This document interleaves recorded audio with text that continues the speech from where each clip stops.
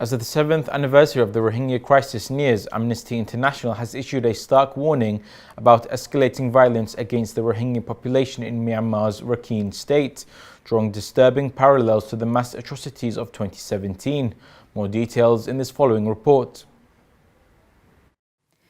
Recent reports from Myanmar indicate a rise in deadly attacks, leading to a widespread displacement and resurgence of fear among Rohingya communities. Amnesty International's Myanmar researcher Joe Freeman highlighted the grim situation, stating, "Rohingya men, women and children are being killed. Towns are emptying out and vestiges of Rohingya history and identity is being eroded. Many of the Rohingya people are once again fleeing to refugee camps in Bangladesh, where conditions have deteriorated significantly." The ongoing conflict between the Arakan Army and the Myanmar military has exacerbated the plight of Rohingya civilians who are reportedly being coerced into fighting for the military. The Myanmar military has intensified aerial assaults, indiscriminately targeting civilian areas and destroying homes and marketplaces. Freeman urged an immediate cessation of violence, emphasizing that civilians are bearing the brunt of the conflict, which has displaced millions across the country.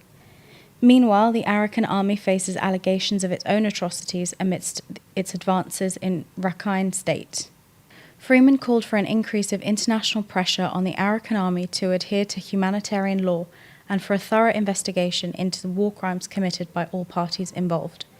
He also stressed the need for the United Nations Security Council to refer the situation in Myanmar to the International Criminal Court to ensure accountability.